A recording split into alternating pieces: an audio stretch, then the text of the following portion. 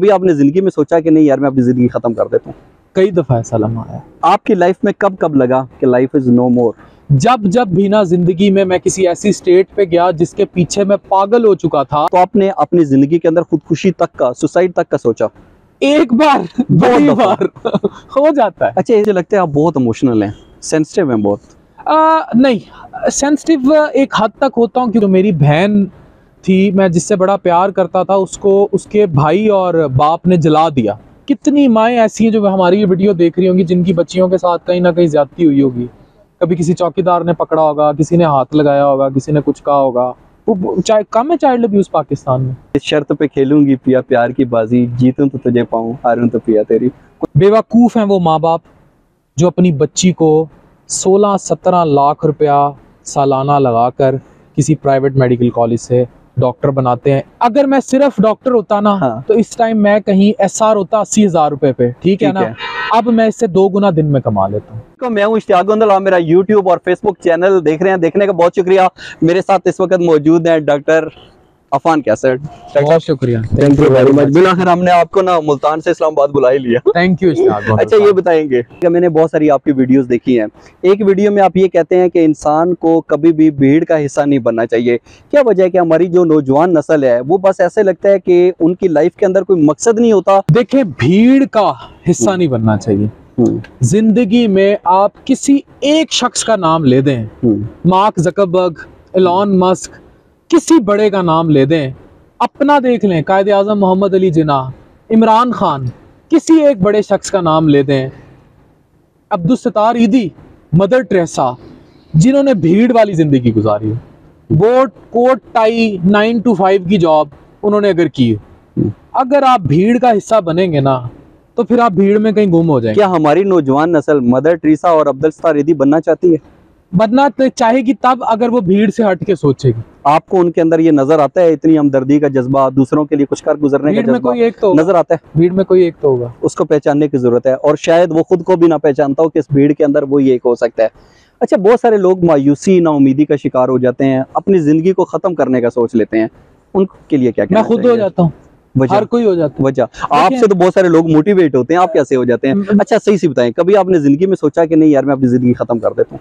कई दफा ऐसा लम्हा आया, और हर इंसान की जिंदगी में आता है, ठीक है, बड़ी दफा आया। मैं बताऊं, स्टेबल लाइफ, पैसा, दौलत, शोहरत doesn't mean that you can not have this face, ठीक है। ये एक स्टेट ऑफ माइंड का नाम है। आप में जिंदगी में बड़े ऐसे आपके ऊपर लम्हात आ जाते हैं जब आप ये सोचते हैं कि life is no more.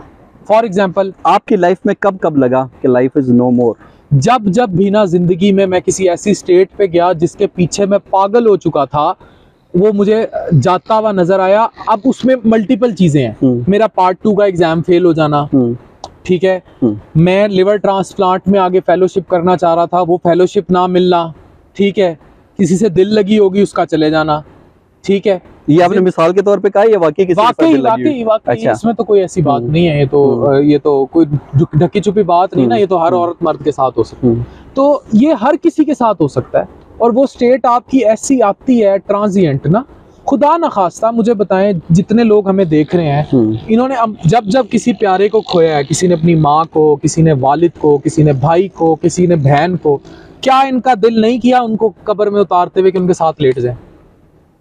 That is again a form of suicidal thought. That is again a connection कि आप उस state of mind में हैं, और जब तक आपका वो प्यारा जो आपको चला जाता है वो हॉन्ट करता है। अच्छा, जब हम डॉक्टर अफान कैसर के वीडियो क्लिप्स देखते हैं ना, तो हमें लगता है कि यार डॉक्टर अफान कैसर ना सिर्फ लोगों को मोटिवेट करते हैं, शायद इनकी ज़िंदगी के अंदर कोई गम ही ना हो। डॉक्टर अफान कैसर हर तरफ खुशियों के अंदर रहने वाले हैं, इनको तो शायद पता ही ना हो कि गम किस चीज़ का नाम है। तो आपने अपनी ज़िंदगी के अंदर खुदकुशी तक का, सुसाइड तक का सोचा?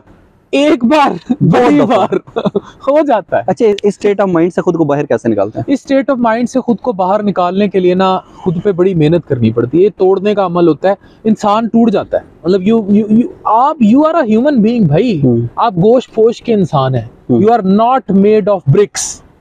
आप कोई कंक्रीट के नहीं बने हुए, आप में कोई सरिया नहीं डला हुआ, ठीक है। मुझे लगता है आप बहुत इमोशनल हैं, सेंसिटिव हैं बहुत। नहीं, सेंसिटिव एक हद तक होता हूँ, क्योंकि जाहिर है मैं लोगों की ऐसी ऐसी स्टोरियाँ सुनता हूँ, ऐसी ऐसी चीज़ें देखता हूँ। लेकिन एक बात फैक्ट है कि एक डॉक्टर जो होता है ना, उसकी एक लिमिट होती है। बाज़ औक़ात वो कुछ ऐसा सुन लेता है या देख लेता है कि उसको एक ऐसे स्टेट ऑफ माइंड पे जाना पड़ता है जहाँ वो अपनी ज़िंदगी का, आप डॉक्टर भी हैं, कोई ऐसा एक्सपीरियंस शेयर करेंगे जब आपके पास कोई आया हो, उसने आपको अपने दुख दर्द की कहानी सुनाई हो और आपको बड़ा अफसोस हुआ हो, लेकिन आज तक वो अपनी कहानी किसी के साथ शेयर नहीं की? लेकिन एक स्टोरी मैं ज़रूर शेयर कर दूंगा, 3-4 ऐसी थी कि मेरे पास ना सिंध के एक इंटीरियर इलाके से एक शख्स आया, जिगर उसका सुकड़ चुका था, उसके साथ उसका भाई बैठा हुआ था। तो उसको मैंने कहा कि भाई तुम्हें मैंने कहा था कि तुम 3-3 महीने बाद मुझे दिखाते रहो, अब तुम्हारा जिगर ज़्यादा ख़राब हो रहा है तो तुम उठ के आ गए हो। उसने कहा मैं 3 महीने बाद इसलिए आ रहा हूँ, से ज़्यादा अरसे बाद इसलिए आ रहा हूँ क्योंकि जो मेरी बहन थी, मैं जिससे बड़ा प्यार करता था, उसको उसके भाई और बाप ने जला दिया। ये हैदराबाद के किसी इंटीरियर इलाके की बात है। और वो बड़ा मोटिवेटेड शख्स था, उसने मेरी एक वीडियो देखी हुई थी, मर तो नहीं जाऊँगा, और वो मुझे हमेशा आके ही सवाल करता था। और उस दिन वो अपनी बीमारी से नहीं, उस बात से मरा हुआ ज़रूर आया। तो मैंने कहा कि तो भाई तुमने एक्शन क्यों नहीं लिया भाई, मतलब उस बाप के ख़िलाफ़? उसने रोते हुए मुझे कहा, उसने कहा मैं कैसे एक्शन लूँ, मैं कैसे कानून में पर्चा दर्ज कराऊँ, मेरी दूसरी बहन भी उनके घर में है, उसको जला देंगे। समझ रहे? मतलब आप बेबसी का अंदाज़ा करें। And what as a doctor I can do, even what as a society he can do. उसका अपना जिगर सुखड़ा हुआ है, मरण स्टेज है, और उसका भाई जो दूसरा हट्टा कट्टा सामने बैठा था, वो मुझे ये बात बता रहा हो कि भाई ये कुछ नहीं कर सकता, ये मैं कुछ नहीं कर सकता। आपने क्या मशवरा दिया, क्या कहा उनसे? मैंने उसको क्या मशवरा देना, मतलब आई वाज स्पीचलेस ना। अल्फाज ही खत्म हो जाते हैं कभी कभार। लॉलेसनेस पे, मुल्क के हालात पे, बेबसी पे। और ऐसे एक केस थोड़ी है यार, पाकिस्तान में भरे पड़े हैं। कितनी माएँ ऐसी हैं जो हमारी ये वीडियो देख रही होंगी, जिनकी बच्चियों के साथ कहीं ना कहीं ज्यादती हुई होगी। कभी किसी चौकीदार ने पकड़ा होगा, किसी ने हाथ लगाया होगा, किसी ने कुछ कहा होगा। वो कम है चाइल्ड अब्यूज पाकिस्तान में? कितने गरीबों के घर में जो नौकरानियां घरों में काम करती हैं, कितनियों के साथ क्या क्या कुछ हो जाता है, तो घर जाके बताती हैं, कहते चुप कर। यही हो रहा है ना पाकिस्तान में। तो फिर हम बेबस, वी आर। बहुत सारे अफसोसनाक वाक़यात हो जाते हैं, सानियात हो जाते हैं, हम टीवी स्क्रीनों के ऊपर देखते हैं, इससे ज़्यादा हमारे पास कुछ नहीं होता करने को। आप मुल्तान से इस्लामाबाद आए, कैसा लगा? हाँ, ये पहाड़, अच्छा मैं जब भी पहाड़ के ऊपर आता हूँ ना, मुझे एक ही शख्स बहुत याद आता है, और none other than Parveen Shakir. हाँ, तो परवीन शाकिर, मेरी पोइट्री में मुझे इतनी अच्छी याद नहीं रहती, लेकिन जाहिर है उसके मफहूम, उनकी कही बातें। कहती थी कि शर्त पे खेलूंगी पिया प्यार की बाजी, जीतूं तो तुझे पाऊं, हारूं तो पिया तेरी। कुछ ऐसे ही था, मुझे भी ज्यादा नहीं पता, लेकिन था। तो इन पहाड़ों पे मुझे वही याद आती है, और बहुत सारे यादों के दरीचे हैं। मर्द जो है ना, बड़ा उल्लू का पट्टा है। वो बड़ी दफ़ा इश्क करता है और बड़ी दफ़ा गिरता है। औरत का, मैं औरत हूँ नहीं, मैं बता नहीं सकता, लेकिन वो शायद एक ही बार करती होगी, लेकिन मर्द बड़ी दफ़ा करता है। अभी शेर आते? शेर कम, बहुत कम, लेकिन ये है कि आप मेरे से ज़्यादा अच्छे पोइट्री में, आपने बल्कि अच्छा अभी बड़ी ज़बरदस्त मुझे एक बात की थी कि ज़िंदगी हमारी होती है पर उसे गुजार कोई और देता है। बहुत सारे लोग गुजार देते हैं। और अब मुझे वो बात बड़ी क्लिक की कि शायद हम सब भी अपनी ज़िंदगी में ना कहीं ऐसे खोए हुए हैं कि ज़िंदगी हमारी है पर उन्हें गुजार कोई और है, और हम सब की लाइफ ऐसे। नौजवान नस्ल को क्या मैसेज देना चाहेंगे, खुसूसन उनकी? बिकॉज कुछ दिन पहले मैंने सोशल मीडिया के ऊपर एक पोस्ट देखी कि किसी सरकारी जगह के ऊपर सरकारी नौकरी थी, डॉक्टर्स भर्ती होने थे, खवातीन की एक लंबी चौड़ी तादाद नजर आती थी। आपकी पोस्ट थी, बिल्कुल ठीक, कुछ और जगहों के ऊपर भी नजर आई। तो क्या समझते हैं कि अभी ये जो MBBS का स्कोप है, लोग बहुत ज्यादा नंबर ले लेते हैं, और उसके बाद भी क्या ये उनको डॉक्टर बनने की कोशिश करनी चाहिए? उसके बाद इसका फ्यूचर अब भी है या वो वक्त चला गया जब हर पेरेंट ये समझता था कि उसका बेटा ये डॉक्टर बने या इंजीनियर? जो बच्चे डॉक्टर बनना चाहते हैं उनको क्या पैगाम देना चाहिए? मैं आज उन्हें ये बताना चाहता हूँ कि एक लड़का है, उसकी 24 साल उम्र है, जो सोशल मीडिया स्ट्रेटेजिस्ट है मेरा, उसके पास किया स्पोर्टेज गाड़ी है जिसकी मालियत इस टाइम पाकिस्तान में 80-85 लाख है। 24 साल उम्र, उसने खुद कमाई है।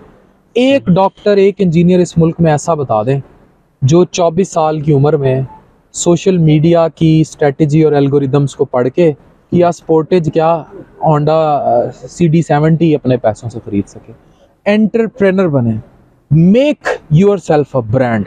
बेवकूफ़ हैं वो माँ बाप जो अपनी बच्ची को 16-17 लाख रुपया सालाना लगाकर किसी प्राइवेट मेडिकल कॉलेज से डॉक्टर बनाते हैं, इस चक्कर में कि इसको रिश्ता अच्छा मिल जाएगा। अगर मिल जाएगा ना, आप रिश्ते वालियों से जाके पूछ लें, कितनी डॉक्टर्स बेचारी धक्के खाती फिर रही हैं अच्छे रिश्ते के चक्कर में, कितनी धक्के खाती फिर रही हैं अच्छी नौकरी के चक्कर में। अपने बच्चों को एक तरजीह दें, वो अपने पैरों पे खड़ा हों। वो पैरों पे खड़े होने का मतलब कुछ भी हो सकता है, ठीक है ना। उनको ये जो कन्वेंशनल तालीमी निज़ाम है ना, इसमें मत धकेलें। ये कागज़ की टुकड़ियाँ, बिल्कुल टुकड़ियाँ मैं कहता हूँ, टुकड़े भी कोई वैल्यू रखते होंगे, इनकी कोई वैल्यू नहीं है। पाकिस्तान में कन्वेंशनल तालीमी निज़ाम फेल हो चुका है, चाहे वो इंजीनियरिंग लेवल पे हो, चाहे वो डॉक्टरी लेवल पे हो, चाहे किसी भी हो। अपने बच्चों को ब्रांड बनाएं, उनको पैरों पे खड़ा होकर, यार इन दी एंड क्या है, रोटी खानी है ना। इन दी एंड क्या है, रोटी खानी है, ठीक है, बाइज्जत तरीके से, बाइज्जत सेटल होना है ना लाइफ में। तो let them settle in their lives.